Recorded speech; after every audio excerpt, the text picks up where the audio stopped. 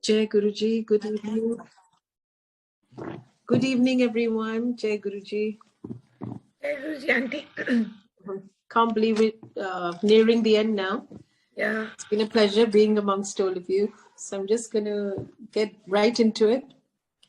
Our guide led us through orchards and flowers. Now, observing Mr. Wright's travel diary, Mr. Desai opened a page and wrote on it a list of satyagraha vows taken by all the Mahatma's strict followers. Non-violence, truth, non-stealing, celibacy, non-possession, body labor, control of the palate, fearlessness, equal respect for all religions, Swadeshi, freedom from untouchability. These 11 should be observed as vows in a spirit of humility. Gandhi himself signed this page on the following day, giving the date also August 27, 1935. 2 hours after arrival, my companions and I was summoned to lunch. The Mahatma was already seated under the arcade of the ashram porch, across the courtyard from his study. About 25 barefooted satyagrahis were squatting before brass cups and plates. A community chorus of prayer, then a meal served from large brass pots containing chapatis, sprinkled with ghee, dalsari, and a lemon jam. The Mahatma ate chapatis, boiled beets, some raw vegetables and oranges. On the other side of his plate was a large lump of very bitter neem leaves, a notable blood cleanser. With a spoon, he separated a portion and placed it on my dish. I bolted it down with water, remembering childhood days when mother had forced me to swallow the disagreeable dose. Gandhi, however, bit by bit was eating the neem paste with as much relish as if it had been a delicious sweetmeat. In this trifling incident, I noted the Mahatma's ability to detach his mind from the senses at will. I recall the famous appendectomy performed on him some years ago. Refusing anesthetics, the saint had chatted cheerfully with his disciples throughout the operation, his infectious smile revealing his unawareness of pain. The afternoon brought an opportunity for a chat with Gandhi's noted disciple, daughter of an English admiral, Miss Madeleine Slade, now called Mirabai. Her strong, calm face lit with enthusiasm as she told me in flawless Hindi of her daily activities. Rural reconstruction work is rewarding. A group of us go every morning at 5 o'clock to serve the nearby villagers and teach them simple hygiene. We make it a point to clean their latrines and their mud-thatched huts. The villagers are illiterate. They cannot be educated except by example. She laughed gaily. I looked in admiration at this high-born Englishwoman whose true Christian humility enables her to do the scavengering work usually performed only by untouchables. I came to India in 1925, she told me. In this land, I feel that I have come back home. Now I would never be willing to return to my old life and old interests. I felt like that when I came back from Dubai after living there for 2 years in the pandemic. When I came back to India, I was so delighted to be back home. We discussed America for a while. I am always pleased and amazed, she said, to see the deep interest in spiritual subjects exhibited by the many Americans who visit India.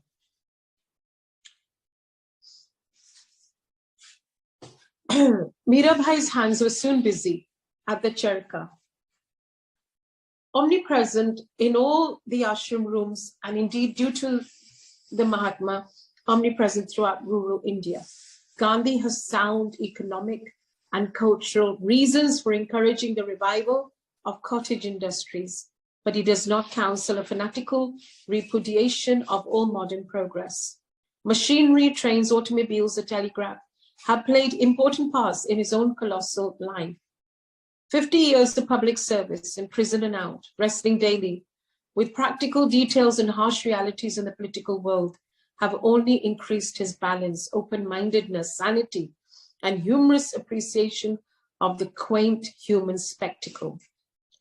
Our trio enjoyed a 6 o'clock supper as guests of Baba Sahib Deshmukh.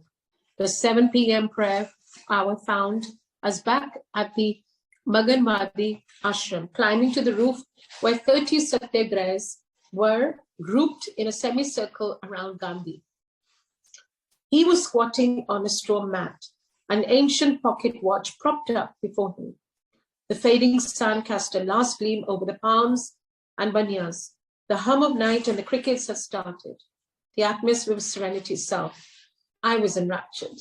A solemn chant led by Mr. Desai with responses from the group, then a Gita reading, the Mahatma motioned to me to give the concluding prayer. Such divine unison of thought and aspiration, a memory forever. The Vardha roof-top meditation under the early stars. Punctually at 8 o'clock, Gandhi ended his silence. The Herculean labors of his life require him to portion his time minutely. Welcome, Swamiji. The Mahatma's greeting this time was not via paper. We had just descended from the roof to his writing room, simply furnished with square mats, a low desk with books, papers, and a few ordinary pens. A nondescript clock ticked in a corner, an all-pervasive aura of peace and devotion. Gandhi was bestowing one of his captivating, cavernous, almost toothless smiles. Years ago, he explained, I started my weekly observance of a day of silence as a means for gaining time to look after my correspondence. But now this 24 hours have become a vital spiritual need. A periodical decree of silence is not a torture, but a blessing. I agreed wholeheartedly. The Mahatma questioned me about American Europe. We discussed India and world conditions. Mahadev, Gandhi said, as Mr. Desai entered the room, please make arrangements at Town Hall for Swamiji to speak there on yoga tomorrow night. As I was bidding the Mahatma good night, he considerately handed me a bottle of citronella oil. The Vardha mosquitoes don't know a thing about ahimsa, Swamiji, he said, laughing. The following morning, our little group breakfasted early on a tasty wheat porridge with molasses and milk. At 10:30, we were called to the ashram porch for lunch with Gandhi and the Satyagrahis. Today, the menu included brown rice, a new selection of vegetables, and cardamom seeds. Noon found me strolling about the ashram grounds, onto the grazing land of a few imperturbable cows. The protection of cows is a passion with Gandhi. The cow to me means the entire subhuman world, extending man's sympathies beyond his own species, the Mahatma has explained. Man through the cow is enjoying to realize his identity with all that lives. Why the ancient rishis selected the cow for apotheosis is obvious to me. The cow in India was the best comparison. She was a giver of plenty. Not only did she give milk, but she also made agriculture possible. The cow is a poem of pity. One reads pity in the gentle animal. She is a second mother to millions of mankind. Protection of the cow means protection of the whole dumb creation of God.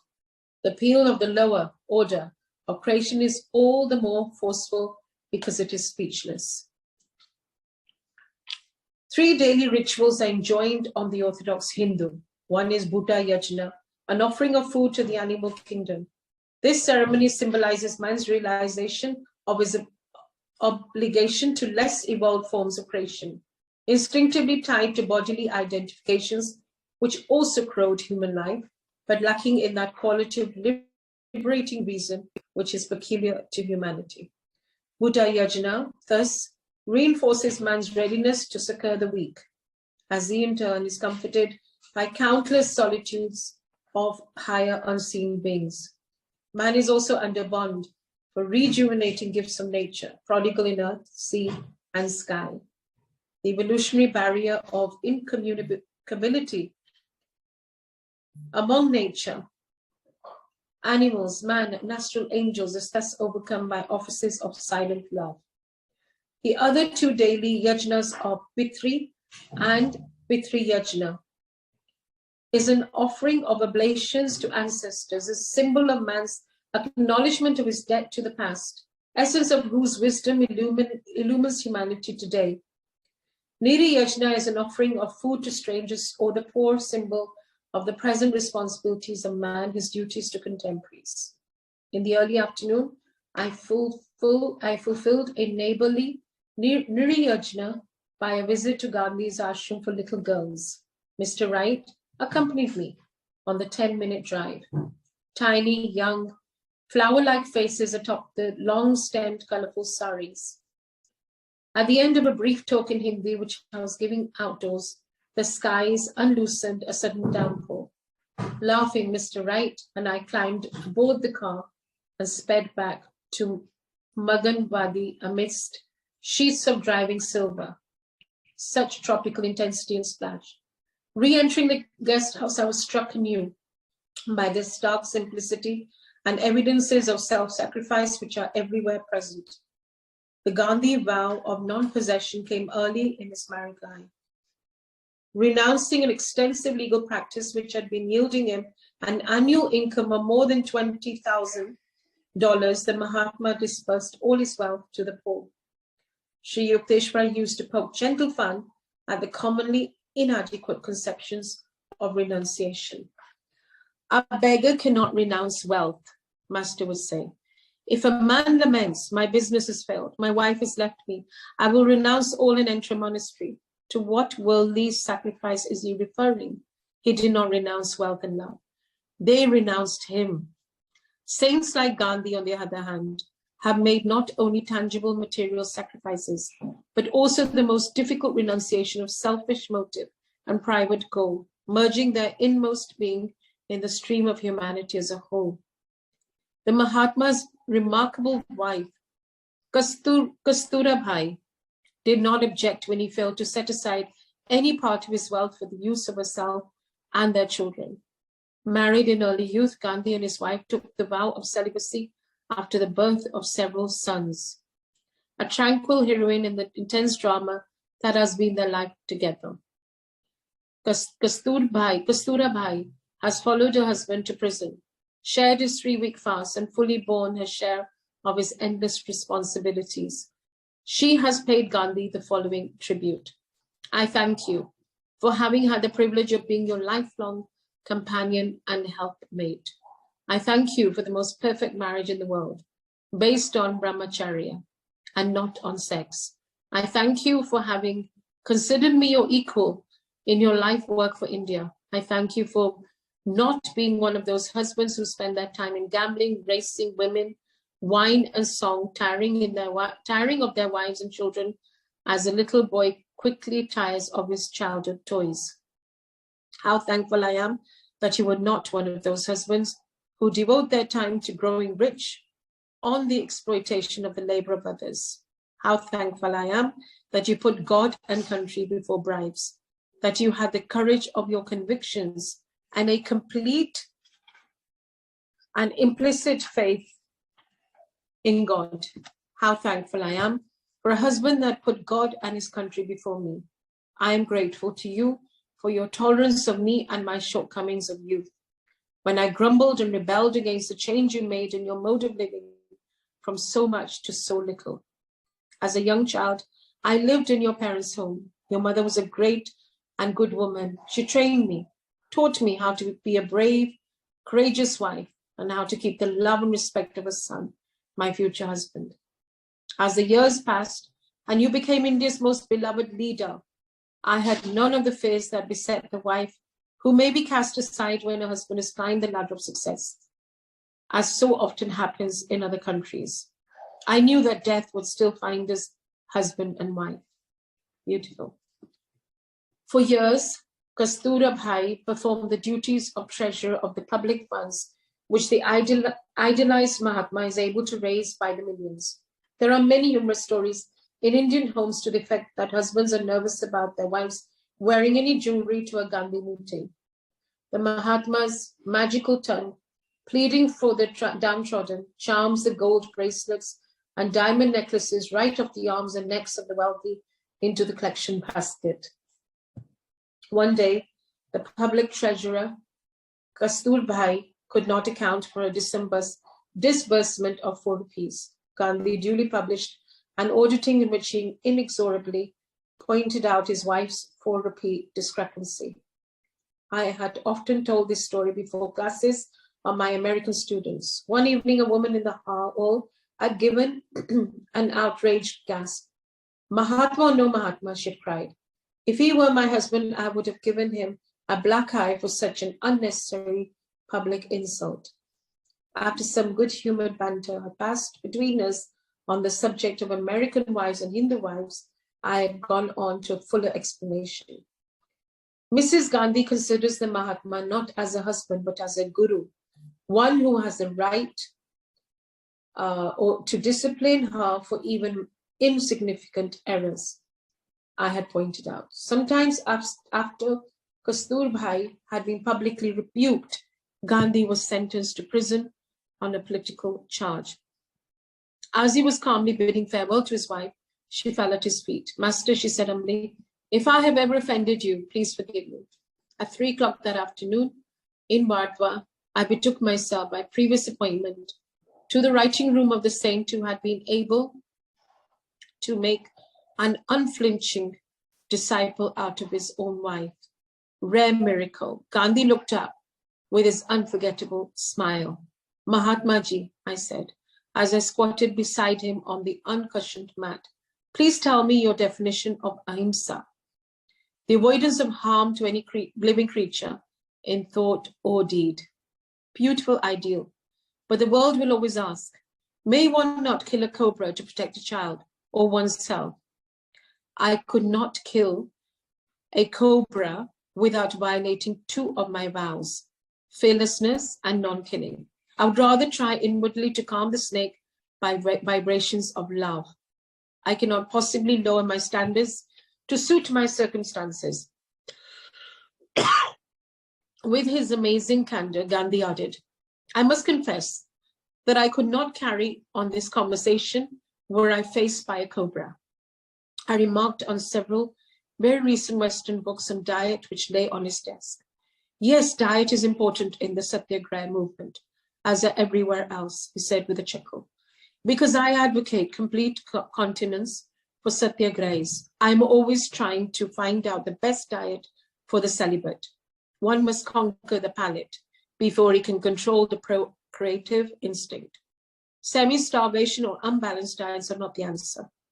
After overcoming the inward greed for food, a Satyagrahi must continue to follow a rational vegetarian diet with all necessary vitamins, minerals, calories, and so forth. By inward and outward wisdom in regard to eating, the Satyagrahi's sexual fluid is easily turned into vital energy for the whole body. That's very interesting to note. So any healthy, we must, it's not about abstaining from food. It's about eating the right food for optimum health and vitality. The Mahatma and I compared our knowledge of good meat substitutes. The avocado is excellent. Imagine back in the day, they're talking about the avocado. And today it's become a superfood. The avocado is excellent, I said. There are numerous avocado groves near my center in California. Gandhi's face lit with interest. I wonder if they could grow in Vatva. The Satyagrahis would appreciate new food. I would be sure to send some avocado plants from Los Angeles to Vatva. I added, eggs are a high-protein food. Are they forbidden to Satyagrahis? Not unfertilized eggs, the Mahatma laughed reminiscently. Imagine this is talking then, many decades ago, and today we are speaking the same language as far as diet is concerned.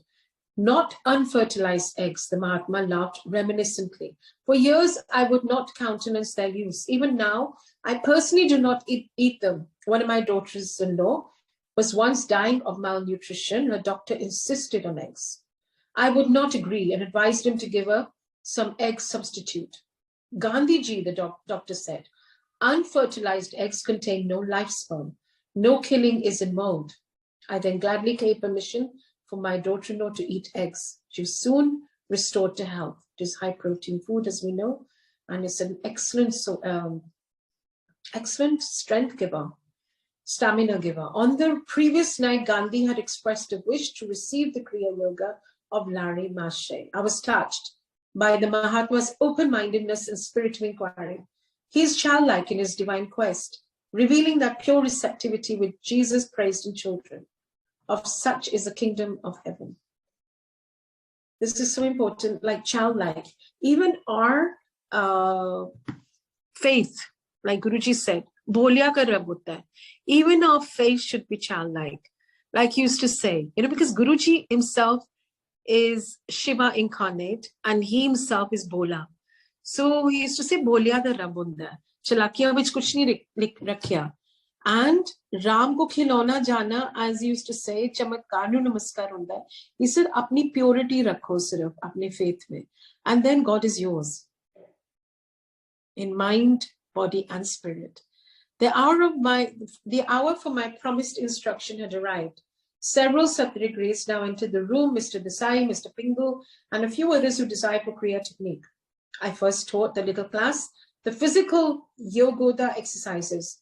The body is visualized as divided into 20 parts.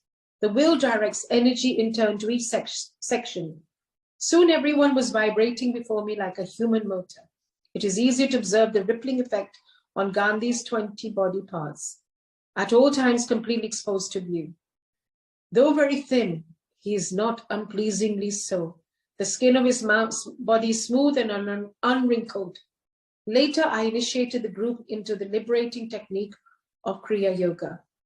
The Mahatma has reverently studied all world religions, the Jain scriptures, the biblical New Testament, and the sociological writings of Tolstoy are the three main sources of Gandhi's non-violent convictions. He has stated his credo thus: "I believe the Bible, the Quran, and the Zen Avesta to be as divinely inspired as the Vedas. I believe in the institution of gurus, but in this age, millions must go without a guru because it is a rare thing to find a combination of perfect purity and perfect learning. But one need not despair of every knowing the truth of one's religion, because the fundamentals of Hinduism, as of every great religion, are unchangeable and easily understood. I believe that every Hindu in God and its oneness, in rebirth and salvation. I can no more describe my feeling for Hinduism than for my own wife. She moves me as no other woman in the world can. Not that she has no faults. I dare say she has many more than I see myself. But the feeling of an indissoluble bond is there. Even so, I feel for and about Hinduism with all its faults and limitations. Nothing delights me so much as the music of the Gita or the Ramayana by Tulsidas. When I fancied I was taking my last breath, the Gita was my solace. Hinduism is not an exclusive religion. In it, there is room for the worship of all the prophets of the world. It is not a missionary religion in the ordinary sense of the term. It has no doubt absorbed many tribes in its fold, but this absorption has been of an evolutionary, imperceptible character. Hinduism tells each man to worship God according to his own faith or dharma, and so lives at peace with all religions. Of Christ, Gandhi has written, "I am sure that if he were living here now among men, he would bless the lives of many who perhaps have never even heard his name, just as it is written, not every one that saith unto me, Lord, Lord, but he that doeth the will of my Father."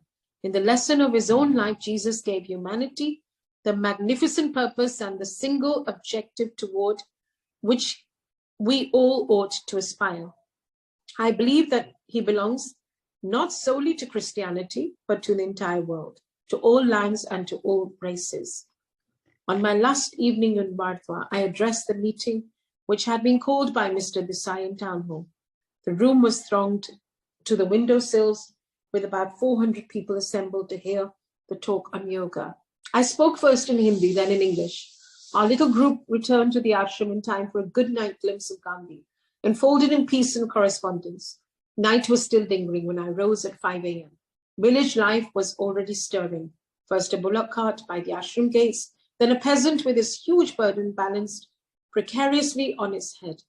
After breakfast, Chayo sought out Gandhi for farewell pronouns. The saint rises at 4 o'clock for this morning prayer.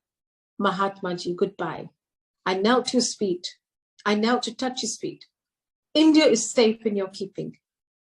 Years have rolled by since the Vardhwa idyll. The earth, oceans, and skies have darkened with a world at war. Alone among great leaders, Gandhi has offered a practical, non-violent alternative to armed might. To readdress grievances and remove injustices, the Mahatma has employed non-violent means which again and again have proved their effectiveness. He states his doctrine in these words: I have found that life persists in the midst of destruction. Therefore, there must be a higher law than that of destruction. Only under that law would well-ordered society be intelligible and life worth living. If that is the law of life, we must work it out in daily existence. Wherever there are wars, wherever we are confronted with an opponent, conquer by love. I have found that the certain law of love has answered in my own life as the law of destruction has never done, because love conquers all, as we know. And Guruji is love, God is love, and he came to teach us love, peace. And every answer to hatred is love, as we have all learned with time. In India, we have had an ocular demonstration of the operation of this law on the widest scale possible. I don't claim that non-violence has penetrated the 360,000 million people in India, but I do claim it has penetrated deeper than any other doctrine in an incredibly short time. It takes a fairly strenuous course of training to attain a mental state of non-violence. It is a disciplined life, like the life of a soldier. The perfect state is reached only when the mind, body, and speech are in proper coordination. Every problem would lend itself to solution if we determine to make the law of truth and non-violence the law of life. How beautiful. So it's when our mind, body, and spirit and speech are in equilibrium.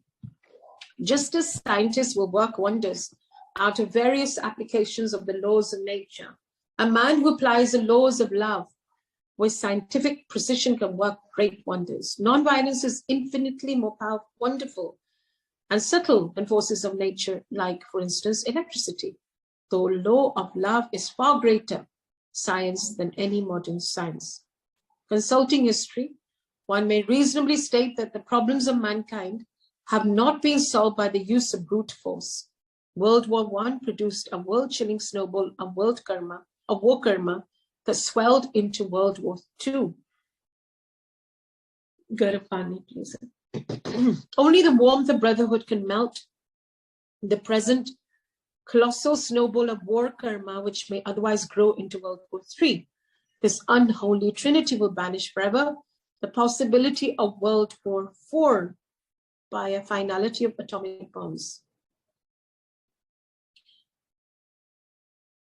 Use of jungle logic instead of human reason in settling disputes will restore the earth to a jungle.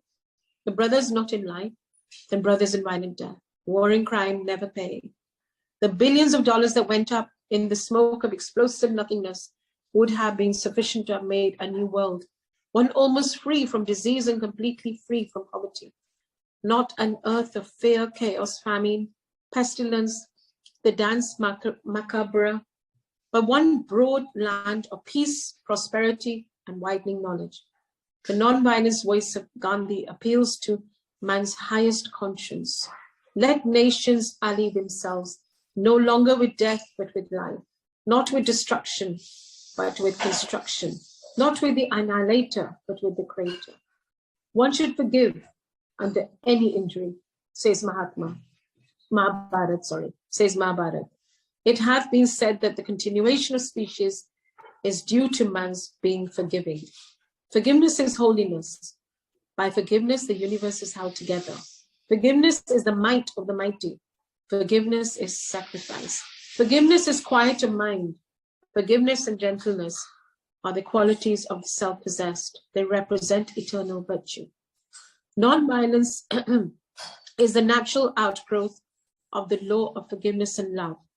If loss of life becomes necessary in a righteous battle, Gandhi proclaims, one should be prepared like Jesus to shed his own, not others' blood.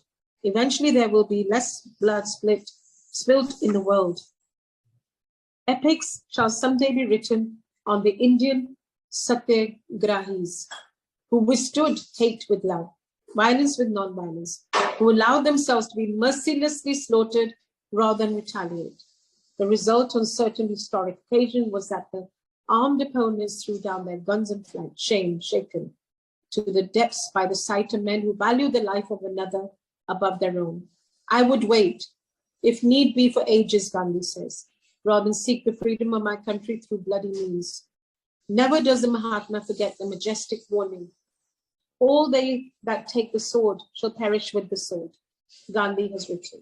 I call myself a nationalist, but my nationalism is as broad as the universe. It includes in its sweep all the nations of the earth. My nationalism includes the well-being of the whole world. I do not want my India to rise on the ashes of other nations. I do not want India to exploit a single human being. I want India to be strong in order that she can infect the other nations also with her strength. Not so with a single nation in Europe today. They do not give strength to the others. President Wilson mentioned his beautiful 14 points, but said, after all, if this endeavor of ours to arrive at peace fails, we have our armaments to fall back upon. I want to reverse that position. And I say, our armaments have failed already. Let us now be in search of something new. Let us try the force of love and God, which is truth. When we have got that, we shall want nothing else. This is so true. And even Guruji used to say that God is force, God is power, and the force of love is what will conquer all the darkness of the world. Even this pandemic will melt, it will dissolve if we all connect people to Guruji. Because once we connect some people that we know and we don't know to Guruji, the collective consciousness is bound to change. We awaken to all our vices and we turn them into virtues. And collectively as mankind, we are really in need of that change. And as good Mahatma Gandhi said, be the change that you wish to see.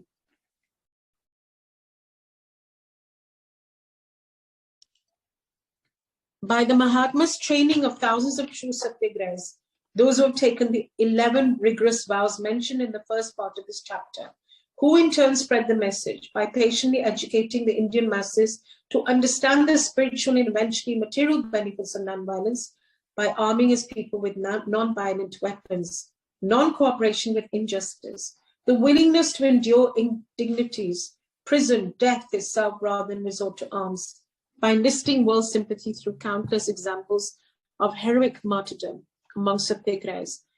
Gandhi has dramatically portrayed the practical nature of non-violence, his solemn power to settle disputes without war. Gandhi has already won through non-violent means a greater number of political concessions for his land than have ever been won by any leader of any country except through bullets. Non-violent methods for eradication of all wrongs and evils have been strikingly applied, not only in the political arena, but in the delicate and complicated field of Indian social reform. Gandhi and his followers have removed many long-standing feuds between Hindus and Mohammedans. Hundreds of thousands of Muslims look to the Mahatma as their leader. The untouchables are found in them, their fearless and triumphant champion. If there be a rebirth in store for me, Gandhi wrote, I wish to be born a pariah in the midst of pariahs, because thereby I would be able to render them more effective service. The Mahatma is indeed a great soul, but it was illiterate millions who had the discernment to bestow the title. This gentle prophet is honored in his own land. The lowly peasant has been able to rise to Gandhi's high challenge. The Mahatma wholeheartedly believes in the inherent nobility of man. The inevitable failures have never disillusioned him. Even if the opponent plays him false 20 times, he writes, the satyagrahi is ready to trust him the 21st time. For an implicit trust in human nature is the very essence of the creed. Mahatma Ji, you are an exceptional man. You must not expect the world to act as you do, a critic once made his observation. It is curious how we delude ourselves, fancying that the body can be proved, but that it is impossible to evoke the hidden powers of the soul, Gandhi replied. I'm engaged in trying to show that if I have any of those powers, I am as frail, a mortal as any of us, and that I never had anything extraordinary about me, nor have I now. I'm a simple, individual liable to err like any other fellow mortal. I own, however, that I have enough humility to confess my errors and to retrace my steps. I own that I have an immovable faith in God and his goodness and an unconsumable passion for truth and love. But is that not what every person has latent in him? If we are to make progress, we must not repeat history, but make new history. We must add to the inheritance left by our ancestors. If we may make new discoveries and inventions in the phenomenal world, must we declare our bankruptcy in the spiritual domain? Is it impossible to multiply the exceptions so as to make them the rule? Must man always be brute first and man after, if at all? Americans may well remember with pride the successful nonviolent experiment of William Penn in founding his 17th century colony in Pennsylvania. There were no forts, no soldiers, no militia, even no arms. Amidst the savage frontier wars and the butcheries that went on between the new settlers and the Red Indians, the Quakers of Pennsylvania alone remained unmolested. Others were slain, others were massacred, but they were safe. Not a Quaker woman suffered assault. Not a Quaker child was slain. Not a Quaker man was tortured. When the Quakers were finally forced to give up the government of the state, war broke out, and some Pennsylvanians were killed, but only 3 Quakers were killed. 3 who had so far fallen from their faith as to carry weapons of defense. Resort to force in the Great War I failed to bring tranquility. Franklin D. Roosevelt has pointed out, victory and defeat were alike sterile. That lesson the world should have learned. The more weapons of violence, the more misery to mankind. Lao Tzu taught, the triumph of violence ends in a festival of mourning. I'm fighting for nothing less than world peace, Gandhi has declared. If the Indian movement is carried to success on a non-violent satyagraha basis, it will give a new meaning to patriotism and, if I may say so, in all humility, to life itself. Before the West dismisses Gandhi's program as one of an impractical dreamer, let it first reflect on a definition of satyagraha by the Master of Galilee. Ye have heard that it hath been said, an eye for an eye and a tooth for a tooth. But I say unto you, that he resist not evil, but whosoever shall smite thee on thy right cheek, turn to him the other also.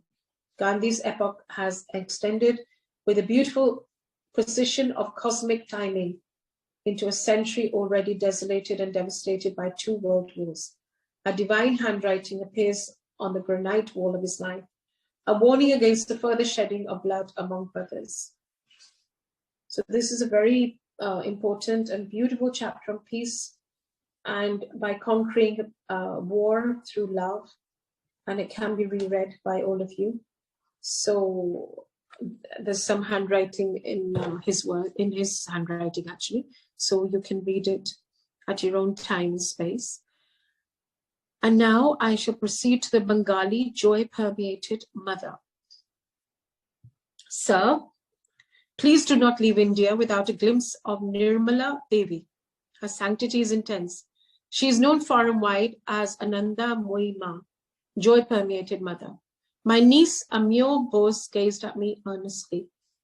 Of course, I want very much to see the woman saint. I added, I have read of her advanced state of God realization. A little article about her appeared years ago in East West. I have met her, Amyo went on. She recently visited my own little town of Jamshedpur. At the entreaty of a disciple, Ananda Moima went to the home of a dying man. She stood by his bedside. As a hand touched his forehead, his death rattle ceased.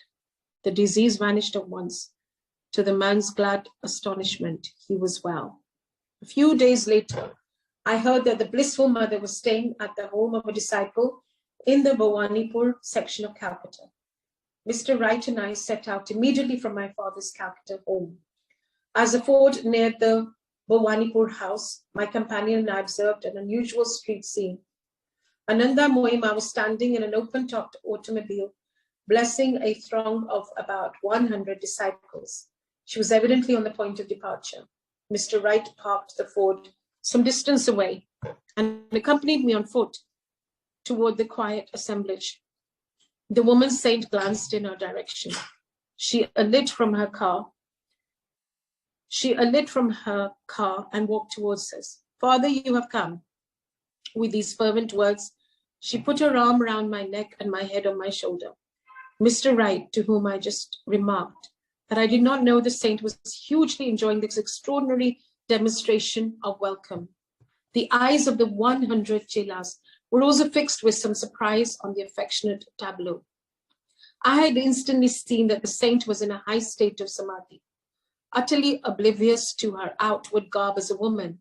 She knew herself as a changeless soul. From that plane, she was joyously greeting another devotee of God. She led me by the hand into her automobile. Ananda Mohima, I'm delaying your journey, I protested. Father, I'm meeting you for the first time in my life. After ages, she said. Please do not leave yet. We sat together in the rear seats of the car. The blissful mother soon entered the immobile, ecstatic state. Her beautiful eyes glanced heavenward and half opened, became stilled, gazing into the near-far inner asylum. The disciples chanted gently, victory to Mother Divine. I had found many men of God realization in India, but never before had I met such an exalted woman saint. Her gentle face was burnished with the ineffable joy that had given her the name of blissful mother. Long black tresses lay loosely behind her unveiled head. A red dot of sandalwood paste on her forehead symbolized the spiritual eye, ever open within her. Tiny face, tiny hands, tiny feet, a contrast to a spiritual magnitude. I put some questions to a nearby woman chela, while Ananda Mohima remained entranced. The blissful mother travels widely in India. In many parts, she has hundreds of disciples, the chela told me. Her courageous efforts have brought about many desirable social reforms. Although a Brahmin, the saint recognizes no caste distinctions. A group of us always travel with her, looking after her comforts. We have to mother her. She takes no notice of her body. If no one gave her food, she would not eat or make any inquiries. Even when meals are placed before her, she does not touch them. To prevent her disappearance from this world, we disciples feed her with our own hands. For days together, she often stays in the divine trance, scarcely breathing, her eyes unwinking. One of her chief disciples is her husband. Many years ago, soon after their marriage, he took the vow of silence. The chela pointed to a broad-shouldered, fine-featured man with long hair and hoary beard. He was standing quietly in the midst of the gathering, his hands folded in a disciple's reverential attitude. Refreshed by her dip in the infinite, Ananda Mohima was now focusing her consciousness on the material world. Father, please tell me where you stay. Her voice was clear and melodious. At present in Calcutta or Ranchi, but soon I shall be returning to America. America? Yes. An Indian woman saint would be sincerely appreciated there by spiritual seekers. Would you like to go? If Father can take me, I will go. This reply caused her nearby disciples to start in alarm. 20 or more of us always travel with the blissful mother, one of them told me firmly. We could not live without her. Wherever she goes, we must go. Reluctantly, I abandoned the plan as possessing an impractical feature of spontaneous enlargement. Please come at least to Ranchi with your disciples, I said on taking leave of the saint. As a divine child of yourself, you will enjoy the little ones in my school. Whenever Father takes me, I will gladly go. A short time later, the Ranchi Vidyalaya was in gala array for the saint's promised visit. The youngsters looked forward to any day of festivity, no lessons, hours of music, and a feast for the climax. Victory, Ananda Mohima, Ki Jai. This reiterated chant from scores of enthusiastic little throats greeted the saints' party as it entered the school gates. Showers of marigolds, tinkle of cymbals, lusty blowing of conch shells, and a beat of mridanga drum. The blissful mother wonderingly smiled over the sunny Vidyalaya grounds, ever carrying within her the portable paradise. "It is beautiful here," Anandamoyi Ma said graciously as I led her into the main building. She seated herself with a childlike smile by her side. The closest of dear friends she made one feel, yet an aura of remoteness was ever around her, the paradoxical isolation of omnipresence. "Please tell me something of your life." "Father knows all about it. Why repeat it?" She evidently felt that the factual history of one short incarnation was beneath notice. I laughed, gently repeating my question. "Father, there is so little to tell." She spread her graceful hands in a deprecatory gesture. "My consciousness has never associated itself with this temporary body. Before I came on this earth, Father, I was the same.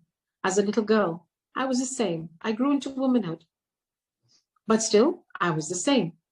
When the family in which I had been born made arrangements to have this body married, I was the same. And when passion drunk, my husband came to me and murmured endearing words, lightly touching my body, he received a violent shock, as if struck by lightning, for even then I was the same. My husband knelt before me, folded his hands, and implored my pardon. "Mother," he said, "because I have desecrated your bodily temple by touching it with a thought of lust, not knowing that within it dwelt not my wife, but the Divine Mother, I take this solemn vow. I shall be a disciple, a celibate follower, ever caring for you in silence as a servant, never speaking to anyone again as long as I live. May I thus atone for the sin I have today committed against you, my Guru." Even when I quietly accepted this proposal of my husband's, I was the same.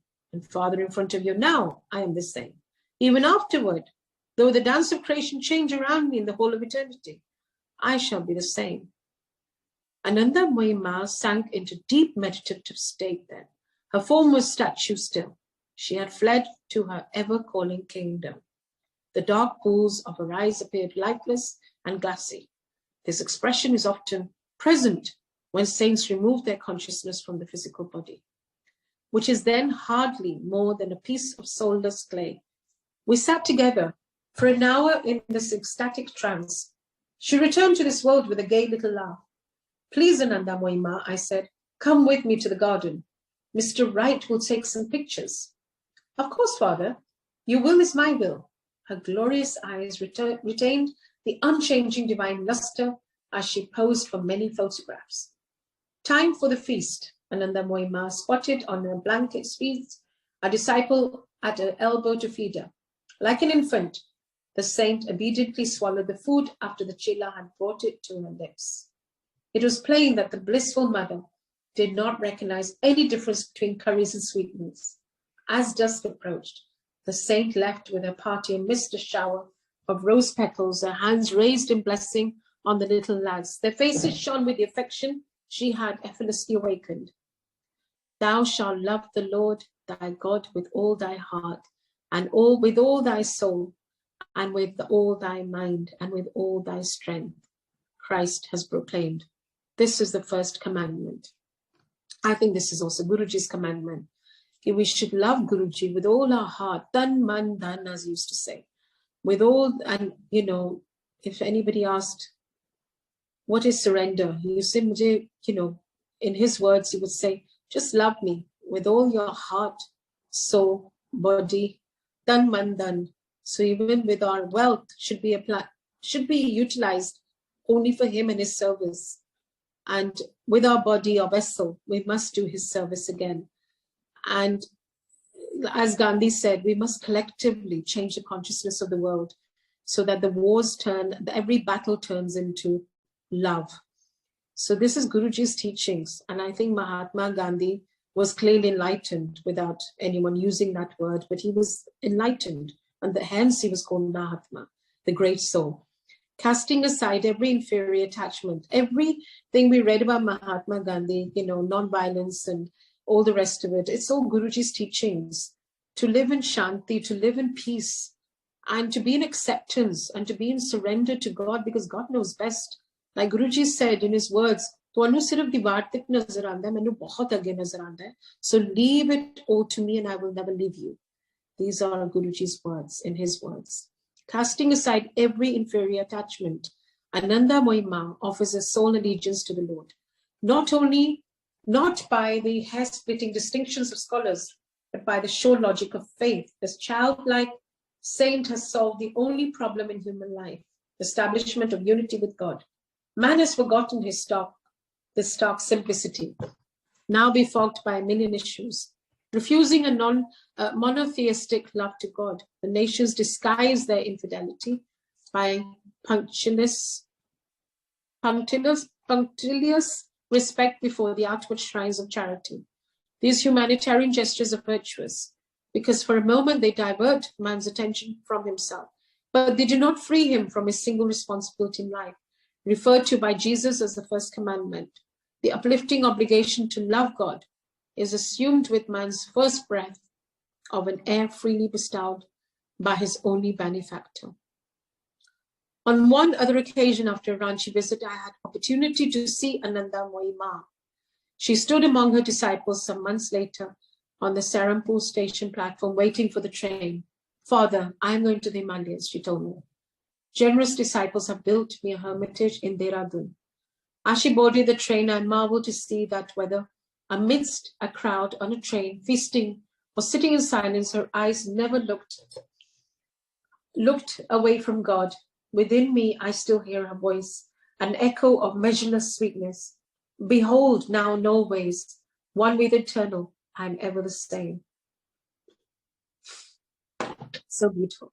I hope you can all take a minute's break to sip on your tea while I continue. The woman yogi who never eats. "Sir, Whither? Are we bound this morning?" Mr. Wright was driving the Ford. He took his eyes off the road long enough to gaze at me with a questioning twinkle. From day to day, he seldom knew what part of Bengal he would be discovering next. "God willing," I replied devoutly. "We are on our way to see an eighth wonder of the world, a woman saint whose diet is thin air." Repetition of wonders after Theresa Newman, but Mr. Wright laughed eagerly just the same. He even accelerated the speed of the car. More extraordinary grist for his travel diary, not one of an average tourist that. The Ranchi school had just been left behind us. We had risen before the sun. Besides my secretary and myself, 3 Bengali friends were in the party. We drank, in exhilarating air, the natural wine of the morning. Our driver guided the car warily among the early peasants and the 2-wheeled carts, slowly drawn by yoked hump-shouldered bullocks, inclined to despite the road with the honking interloper. "Sir, we would like to know more of the fasting saint." "Her name is Giribala," I informed my companions. "I first heard about her years ago from a scholarly gentleman, Sthiti Lal Nundi. He often came to the Gurpur road home to tutor my brother Vishnu. I know Giribala well. Sthiti Babu told me she employs a certain yoga technique which enables her to live without eating. I was a close neighbor in Nawabganj near Ichapur. I made it a point to watch her closely. Never did I find evidence that she was taking either food or drink. My interest finally mounted so high that I approached the Maharaja of Burdwan and asked him to conduct an investigation. Astounded at the story, he invited her to his palace. She agreed to a test and lived for 2 months locked up in a small section of his home. Later, she returned for a palace visit of 20 days and then for a third test of 15 days. The Maharaja himself told me that these 3 rigorous scrutinies had convinced him beyond doubt of her non-eating state. The story of Sthiti Babu's has remained in my mind for over 25 years, I concluded. Sometimes in America, I wondered if the river of time would not swallow the yogini before I could meet her. She must be quite aged now. I do not even know where or if she lives on. But in a few hours we shall reach Purulia. Her brother has a home there. By 10:30, our little group was conversing with the brother, Lambada De, a lawyer of Purulia. Yes, my sister is living. She sometimes stays with me here, but at present she is at our family home in Bur. Lambadar Babu glanced doubtfully at the fort. I hardly think, Swamiji, that any automobile has ever penetrated into the interior as far as Bur. It might be best if you all resign yourselves to the ancient jolt of the bullock cart. As one voice, our party pledged loyalty to the pride of Detroit. The fort comes from America, I told the lawyer. It would be a shame to deprive it of an opportunity to get acquainted with the heart of Bengal. May Ganesh go with you, Lambadar Babu said, laughing. He added courteously, if you ever get there, I am sure Giri Baba will be glad to see you. She is approaching her 70s, but continues in excellent health. Please tell me, sir, if it is absolutely true that she eats nothing. I looked directly into his eyes, those telltale windows of the mind. It is true. His gaze was open and honorable. In more than 5 decades, I have never seen her eat a morsel. If the world suddenly came to an end, I could not be more astonished than by the sight of my sisters taking food. We chuckled together over the improbability of these two cosmic events. Giri Bala has never sought an inaccessible solitude for her yoga practices. Lambadar Babu went on. She has lived her entire life surrounded by her family and friends. They are all well accustomed now to a strange state. Not one of them would have been stupefied if Giri Bala suddenly decided to eat anything. Sister is naturally retiring, as befits a Hindu widow. But our little circle in Purulia and in Bur all know that she is literally an exceptional woman. The brother's sincerity was manifest. Our little party thanked him warmly and set out toward Bur. We stopped at a street shop for curry and luchis, attracting a swarm of urchins who gathered round to watch Mr. Wright eating with his fingers in the simple Hindu manner. Hearty appetites caused us to fortify ourselves against an afternoon which, unknown at the moment, was to prove fairly laborious. Our way now led east through sun-baked rice fields into the Burdwan section of Bengal, on through roads lined with dense vegetation. The songs of the Mayanas and the striped-throated bulbuls streamed out from trees with huge umbrella-like branches. A bullock cart, now and then, the rinny manju squeak of its axle and iron-shod wooden wheels contrasted sharply in mind with the swish of water tires over the aristocratic asphalt of the cities. Dick, halt! My sudden request brought a jolting protest from the fort. That overburdened mango tree is fairly shooting an invitation. The 5 of us dashed like children to the mango-strewn earth. The tree had benevolently shed its fruit as they had ripened. Full many a mango is born to lie unseen, I paraphrased, and waste its sweetness on the stony ground. Nothing like this in America, Swamiji, laughs Salash Mazumdar, one of my Bengali students. No, I admitted, covered with mango juice and contentment. How I have missed this fruit in the West. A Hindu's heaven without mangoes is inconceivable. I picked up a rock and downed a proud beauty hidden on the highest limb. Dick, I asked, between bites of ambrosia, warm with the tropical sun. Are all cameras in the car? Yes, sir, in the baggage compartment. If Giribala proves to be a true saint, I want to write about her in the West. A Hindu yogini with such inspiring powers should not live and die unknown, like most of these mangoes. Half an hour later, I was still strolling in the sylvan peace.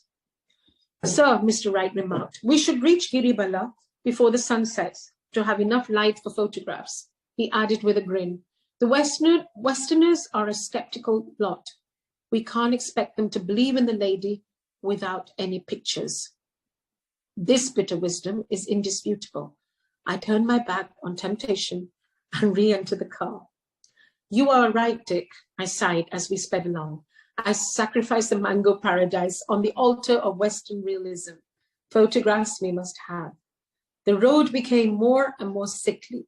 Wrinkles of ruts, boils of hardened clay, the sad infirmities of old age. Our group dismounted occasionally to allow Mr. Wright to more easily maneuver the Ford, which the four of us pushed from behind. Lambadar Babu spoke truly, Sulesh acknowledged. The car is not carrying us, we are carrying the car. Our climb in, climb out, autotedium was beguiled ever and anon by the appearance of a village, each one a scene of quaint simplicity. Our way twisted and turned through groves of palms among ancient, unspoiled villages, nestling in the forest shade. Mr. Wright has recorded in his travel diary under date of May 5th, 1936. Very fascinating are these clusters of thatched mud huts decorated with one of the names of God on the door. Many small naked children innocently playing around, pausing to stare or run wildly, from this big, black, bullockless carriage tearing madly through their village. The women merely peep from the shadows, while the men lazily loll beneath the trees along the village roadside, curious beneath their nonchalance. In one place, all the villagers were gaily bathing in the large tank, women bearing water to their homes in huge brass jars. The road led us to a merry chase over mountain ridge. We bounced and tossed, dipped into small streams, detoured around an unfinished causeway, slithered across dry, sandy riverbeds, and finally, about 5 p.m., we were close to our destination, Bio. This minute village in the interior of Bankura district, hidden in the protection of dense foliage, is unapproachable by travelers during the rainy season, when the streams are raging torrents and the road serpentine-like split the mud venom. Asking for a guide among the group of worshippers on their way home from a temple prayer, we were besieged by a dozen scantily clad lads who clamored on the sides of the car, eager to conduct us to Giribala. The road led toward a grove of date palms, sheltering a group of mud huts. But before we had reached it, the fort was momentarily tipped at a dangerous angle, tossed up and dropped down. The narrow trail led around trees and tank, over ridges into holes and deep ruts. The car became anchored on a clump of bushes, then grounded on a hillock. Requiring a lift of earth clods, on we proceeded. Slowly and carefully, suddenly the way was stopped by a mass of brush in the middle of a cart track, necessitating a detour down a precipitous ledge into a dry tank, rescue from which demanded some scraping, adzing, and shoveling. Again and again, the road seemed impassable, but the pilgrimage must go on. Obliging lads fetched spades and demolished the obstacles, while hundreds of children and parents stared. Soon we were threading our way along the true ruts of antiquity, women gazing wide-eyed from their hut doors, men trailing alongside and behind us, children scampering to swell the procession. Ours was perhaps the first auto to traverse these roads. The bullock cart union must be omnipotent here. What a sensation we created. A group piloted by an American and pioneering in a snorting car right into their hamlet fastness, invading the ancient privacy and sanctity. Halting by a narrow lane, we found ourselves within 100 feet of Giribala's ancestral home. We felt the thrill of fulfillment after the long road struggle, crowned by a rough finish. We approached a large two-storied building of brick and plaster, dominating the surrounding adobe huts. The house was under the process of repair, for around it was a characteristically tropical framework of bamboos. With feverish anticipation and suppressed rejoicing, we stood before the open doors of the one blessed by the Lord's hungerless touch. Constantly agape were the villagers, young and old, bare and dressed, women aloof, somewhat but inquisitive too, men and boys unabashedly at our heels as they gazed on this unprecedented spectacle.